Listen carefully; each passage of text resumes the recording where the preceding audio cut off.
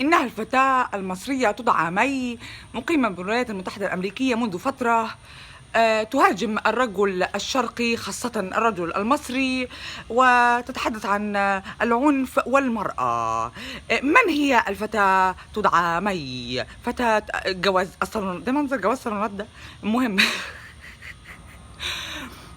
ويطلع يقول لك يلخص لك فيديو كمان في المقطع اللي هو ايه مش appropriate. طب ما ادام انت بتقول من هي، يبقى هتبروفايد انفورميشن، هتدي معلومات خاصه. تعالى يا معلم كلمني من بق الاسد، خد المعلومات واطلع انت اول واحد. انا ما كنتش عارفه الموضوع هينتشر، ادام انتشر بقى. ومن هي تدعى الفتاه، وفتاه الانترنت، وفتاه الفيسبوك. انا عايز اعرفكم نفسي في زيها الرسمي.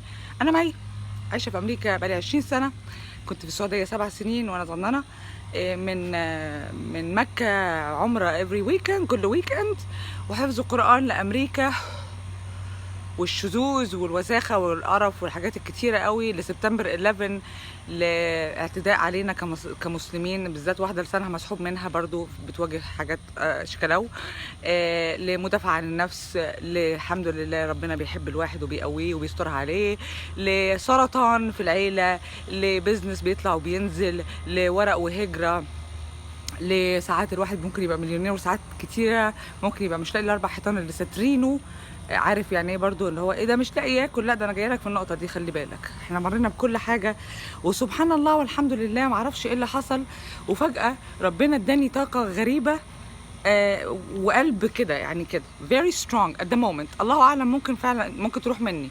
بس نيتي من وانا صغيره دايما ان انا يكتب كتاب، ينشر حاجه تغير المجتمع. I want to change the world. عارف الناس اللي بتطلع تقول لك I want to change the world؟ ايوه انا منهم. فتركيزي لما جيت امريكا كان على الامريكان، بس بطريقه بطيئه جدا جدا جدا، ومسالمه جدا جدا جدا. اني اعرفهم يعني ايه اسلام، بالذات ان هم بيكرهوا الاسلام دلوقتي 60% اظن الاخبار تقول لكم. يعني ما ينفعش برضو تبقى شغال في الاعلام ومش مش متابع اخبار بره وبتحللها كويس. دي ثقافه ولازم تتعلم عشان تعرف تكتب كويس وتنجح في الكارير بتاعك ان شاء الله. استنوا بقى عشان قلبي بدق. That's protein. زي ما انتم شايفين الناس هنا بتكرهنا، احنا بالنسبه لهم ارهابيين. المسدس كان طالع علينا قبل كده وما زال، وهتبقى بالزياده. اوكي، الحمد لله نجحت ان في 2 اسلموا وواحد جاي في الطريق ان شاء الله. ايه هدفي من انا بتكلم مع المصريين دلوقتي؟ والله انا كنت قاعده حزينه في يوم متشحتفه كده، قلت يا بت لا، يا بت شبابك، يا بت ده انت لسه ورده، ما ينفعش تعملي في نفسك كده، الغربه مش هتفاكي، ما ينفعش. قلت يو نو وات، تخيلت صورة الإزازة اللي بتبقى في المي، اللي بتبقى فيها رسالة وبتترمي في البحر وبتشوف هي هتروح فين. أوكي، لأن هي خير. أوكي، فربنا هيوديها في المكان اللي هو عايزه. كنت بعمل طول الوقت أصلا فيديوز، لو بصيتوا على حاجتي الشخصية اللي هي ماي إلك عشان الباقي بيتسرق. هتلاقي فيه، وسايبها كلها بابليك، هتلاقي فيه فيديوز من زمان عن كل مواضيع ومواضيع مختلفة، مش الراجل بس على فكرة يعني، نو بالعكس. فجأة واحد منهم فايرال، يعني انتشر بطريقة كبيرة. انا اصلا عايشة هنا ومش مستفيد من اللي بيقول لك شهرة. انا ماليش، انا امريكية يعني ما احبش الشهرة، بحب ابقى في حالي ولوحدي ومنعزلة اكشلي، وما احبش استفيد من، يعني مش من النوع ده. هاخد منها ايه يعني؟ فكر انت، انا ما باخدش فلوس، ولا حد قال لي اطلعي اعملي كلام، ولا كده كده بستفيد حاجه من الشهره. لا حد بيقول لي اتفضل يا فندم ويا باشا ومش يا باشا او يا مز او هاتي صوره او كل الحاجات دي، انا مش واخده منها اي حاجه. انا بخلص الفيديو من هنا وبدخل على حياتي العاديه واكملها من هنا، ولسه ما فيش ولا واحد فيكم حواليا. وكمان اللي بكلمهم في مصر اون ديلي بيسز 3 اشخاص بس، يعني ما تحسش اصلا ان انا موجوده معاكم زي ما انتوا محسسني ان انا موجوده، بس ده شعور جميل. انا عايزه ارد على كام حاجه. دي فقرة الرد ده مش الردح، الرد. أول حاجة أنا مستغربة ومبسوطة وبحمد ربنا، واكشلي صليت ركعتين شكر ان هو البرسنت، نسبة الردود الفعل كانت الحلوة اعلى بكتير من الوحشة. يعني في وحشة قليل بس قليلة، عادة بتبقى مثلا نص نص، 60% وحش يعني. في يعني عارف، انا كنت متخيلة انها هتبقى مثلا 1% حلو، لكن الحلو طلع احسن. فدي حاجة بتخليني مش في قمة السعادة، بنسى اكل.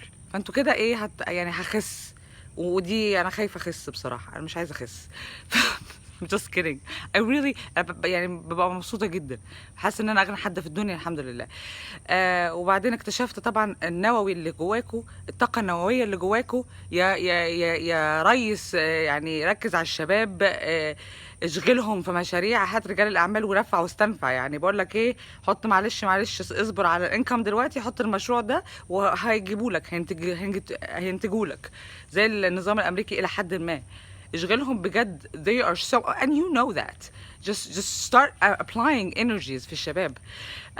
او ثقافتهم، التربيه والتعليم. I'm gonna so talk about it. اهلي موجهه، جدتي الله يرحمها وجدي موجهين في التربيه والتعليم، وانا معايا ماجستير في higher post secondary education، يعني بمعنى ان انا اقدر افتح جامعه from A to Z. والتعليم في مصر بصراحه انا اسفه مش عاجبني. كان لو احسن شويه، شويه بس صغيره، مش ضروري يكون زي امريكا، لو شويه صغيره حال البلد هيبقى احسن. وما حدش مفروض يخاف من المتعلمين دول، المثقفين والمتعلمين هيوصلوا لمرحله محترمه في النقاش ان شاء الله. اجين انا behavior analyst، فما اعرفش يعني ايه بالعربي، ممكن تقول اخصائيه نفسيه اللي انت عايز تسميه، دود موزيل مش عارفه ايه. انا يعني عادي، او مي عادي. هدفي بقى دلوقتي ان انا اغير فكر، او ابدا في تغيير فكر، ودي ان شاء الله هتحصل. I believe in it. مفيش اول حاجه، مفيش حاجه اسمها مستحيل. والسعي اللي سعيناه في امريكا، والفشل الذريع اللي فشلته في امريكا، والنجاح اللي نجحناه في امريكا، والرعب اللي اترعبنا، كل حاجه مرينا بيها في امريكا، على العلم، على ثقافه، على الثقافه المصريه العربيه والمصريه خاصه. ادت الواحد كده يعني بيس يقف عليه، ميبقاش خايف. قعدت فتره اللي هو ايه بتلخلخ كده يمين وشمال، بس الحمد لله دلوقتي انا واقفه على بيس، وان شاء الله I just want you to think. عايزاك بس تفكر، مش اكتر ولا اقل. مش ضروري تحبني، مش ضروري تقبلني، بس ممكن تفكر لنفسك لمصلحتك، بما فيهم الشخص اللي ممكن يقعد يشتم فيا وياخد صوري وياخد فيديوهاتي ويكتب عنها باسلوب وحش، ويقعد يا عم احنا طالعين نضحك يا عم. طب ماشي، ضحكت خلاص، استفدت ايه؟ خدت فلوس، خدت علم، خدت ثقافه، نمت بالك مرتاح، خدت حسنات عند ربنا، خدت اي حاجه مفيده في حياتك. ضحكه بس. طب ما انا ممكن تضحك بطريقه تانية، طريقه راقيه، واخد بالك؟ فحتى انت اللي مش اكتر واحد، انت اللي مش بتحبني، واكتر واحد بتنتقدني، واكتر واحد عايز ممكن تسوي شكلي، انا عايزه اساعدك، لان انت عندك طاقه كويسه وما شاء الله كرييتيف. يعني مثلا الشباب اللي بيعملوا ويب سايتس بياخدوا الحاجات بتاعت الميديا دي. انتوا عارفين هنا البيزنس بيبل لما يجوا يعملوا، كان عندنا مطعم فكنت بعمل ويب سايت، كنت مثلا بروح اروح ادفع اب تو $1000 عشان حد يعمل لي ويب سايت. لاقي حد في مصر، بما فيهم انت اللي بتنتقدني عشان شغلك نظيف، بس شغلك نظيف بس يعني نيتك يعني ما اعتقدش ان هي يعني حلوه من ناحيتي. المهم شغلك حلو، طب ما انا اعرض عليك يا عم، بدل ما واحد يدفع $1000 لحد مثلا من الناس اللي هنا، اقول لهم بقول لكم ايه، في حد في مصر ممكن ياخد 500، ادي 5000 جنيه يقولوا لك، وانت قاعد على الشيشه بتاعتك. فاهم قصدي؟ فحاول تفكر بالاسلوب ده، حاول تستفيد من اي حاجه حواليك حتى لو حاجه مستفزاك ومضايقاك. كم I'm answering questions again. لا انا مش طالعه اتكلم على المرأة بس. الموقف بتاع الصالون ده ايام زمان، من الكلام ده اكشلي من 9 سنين ولا حاجه، عشان ماما محاطه بالفلسطينيين، والفلسطينيين بيجوزوا بناتهم بدري، فماما من النوع البوشي قوي، وما زالت يعني في ناس تبعت لها مسج ماي ايه رايك في ده، فيعني ما بتتبطلش. ف I don't believe in موضوع الصالونات والحاجات دي، واصلا مش في دماغي ان انا كنت اتكلم في موضوع الجواز اساسا، لكن طلعت معايا كده. اوكي. في دماغي تنميه بشريه، في دماغي positive energy، في دماغي ازاي اعلمك تعمل بحث وانت قاعد في مكانك من انترنت. مش ضروري تدفع فلوس كتيره قوي. واحد من صحابي من النوع اللي بيحب يتعلم قوي ما شاء الله، بنخور من هنا وبنخور من هنا، اتاري في كورسات اونلاين ببلاش، الناس بتدفع فيها فلوس كتير. يعني ناس بتدفع فلوس بالهبل، وساعات بالهبل عشان تاخد التعليم ده. اوكي. بيرفع من مستواك، هيساعدك في طرق كتير. وهدفي ان انا اغير النفسيه، تبقى نفسيه ايجابيه شويه، نفسيه مسالمه، نفسيه طيبه، نتعامل مع بعض باسلوب احسن وارقى، نختلف مع بعض جدا عادي جدا، مفيش اي نوع من مشاكل، في اختلاف بس يبقى برضو فيه احترام. مفيش حاجه اسمها اصل ده ما ينفعش يتكلم في الدين وده ينفع. مفيش خالص الكلام ده. واللي بيفكر كده يبقى هو عايز يقفل دماغه. انت اللي خسران في الاخر مش انا، او مش الشخص اللي بيطلع بيبقى عايز يتكلم معاك ويتناقش، لان انا مش طالعه اشتم ولا طالعه اقل ادبي ولا طالعه اعمم. انا بقول في مشكله معينه، والستاتستكس اهو apparently like 40 60% of 40 50% من الناس بتتضرب، او في نوع عنف بين المتجوزين. في حاجات كتيره بتحصل يعني فعلا في المجتمع، بس ما مش بتطلع ومش بتتكلم فيها باسلوب. انا بصراحه لما بشوف التلفزيون ما بعرفش الاقي برامج زي اللي هي يعني ايام زمان قوي اللي بستفيد منها كتير. اوكي، او بلاقي شتيمه زياده عن اللزوم، او بلاقي ناس بتطلع يعني فبقفل. فلو في حد بيعرف يتكلم ويتناقش مع دماغك وبيحترم دماغك انف، ليه تقعد تنكش فيه؟ مش مشكله خالص برضو، الكلام ده عادي جدا. ان انا فاتحه الفان بيج اللي هي ماي الك #think مصري، بقرا فيها الكومنتس. وفي ساعات ممكن حد لو حاجه قليله الادب قوي ممكن اعمل لها بلوك، لكن اي حاجه تانية ممكن تضايقني برضو عادي. انا مش بصراحه مش بتضايق، لان انا بحبكم وبحترمكم وعادي، وصابر عليكم عادي، مش مشكله. يعني عارف لما يكون عندك اخ او اخت او ابن، عشان في منكم صغننين كانكم، بحس يعني زي ولادي. انا دايما بحس بشعور الامومه يعني. يعني يقعد بقى يستفز فيك وكده، خلاص مش مشكله، صبري عليه عشان انت قصدك خير. اوكي، انا مش هعيش في مصر فمش واخده حاجه من الشهره، انا عايشه في امريكا، واحتمال الله اعلم اموت فين. من ناحيه الموت، في واحده صاحبتي كانت بتتكلم معايا زي ما انا كنت بتكلم معاكم كده، ربنا امر كن فيكون، فماتت على دراعي. فانا شفت الموت بطريقه مختلفه جدا، فممكن انا شخصيا اموت في اي لحظه. فالواحد لما يكون بيحاول نيته بس تتوجه انه يعمل حاجه، ومثلا مت خلاص دلوقتي، يبقى اكيد يعني عشمانه ان يكون ربنا شايف نيتي. بس يعني مش ضروري اجين ان انت تكون شايفها وحاسسها، عادي، دي حاجه شخصيه ترجع لنا. الحاجات الشخصيه التانية مفيش. اهلي انا عايشه معاهم، احنا من اصول فلاحه اساسا اكشلي، و بقى دكتور ومهندسه وناس في التربيه والتعليم والحاجات دي. وعندنا بزنس، او كان عندنا بزنس في امريكا اب اند داون كده يعني. ده العيله. وفي واحده متجوزه اللي اصغر مني، واحده تانية مروه خلاص اتكلمنا عنها كتير، وفي محمد بليف ات اور نوت متجوز متربي في امريكا ومولود في امريكا. هو عامل ده ان اوت اوف ستايل يعني. يعني مش محافظ على الصلاه يعني كلها، بس بيصلي الجمعه في الشهر. امبارح من يومين كده ولا حاجه، المهم كان بيعارض بابا في رايه، فبيقول له يا بابا انا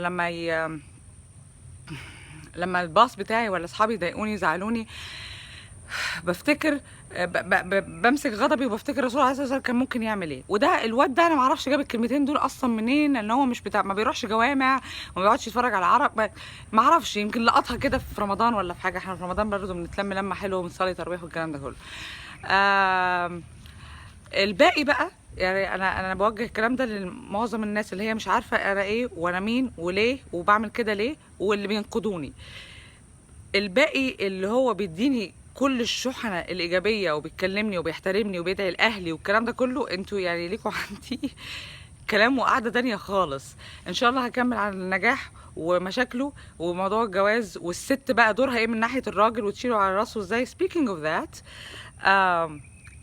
I'm اهو اللي طالعه تهاجم فيه، من النوع اللي عايز يقول للراجل حاضر ومن فضلك وبعد اذنك. حاضر، you know what I'm saying. هيبقى leader، هيبقى حد عايز يغير في المجتمع، يغير في الناس، عايز يعمل حاجه يموت بيها يا ربنا ينوبوا بيها ثواب، وفي نفس الوقت عايز يعيش حياه طبيعيه ويفرح والكلام ده كله. مش عايزاه يكون متطرف لا يمين ولا شمال. روحي وقلبي لازم يقبلوا النص التاني. لو النص التاني موجود وجه اهلا وسهلا حلو، مش موجود عادي خالص. فمن فضلك الاندبندنت اللي طايره مع نفسها دي هتاخد الاذن. الراجل وسبيشال الراجل المصري ليه واجبات وليه احترام مختلف خالص. if you notice انا دايما لما باجي اتكلم بتكلم كاني بتكلم على البنات. انتي لان انا مش هقعد كل شويه اقول انت المفروض تعمل وانت المفروض تعمل، مش هتقبلها مني. الراجل المصري ما بحبش واحده ست تقول له يعمل ايه. فانا بقول كلام اللي عايز كراجل عايز يسمعه ويتقبله اهلا وسهلا، وفي منهم محترمين بيجي يقولوا انت ليه بتكلمي البنات بس. الكلام ده ممكن برضه ينطبق علينا وصح، بس انا فاهمه انت عايز نتكلم معاك ازاي.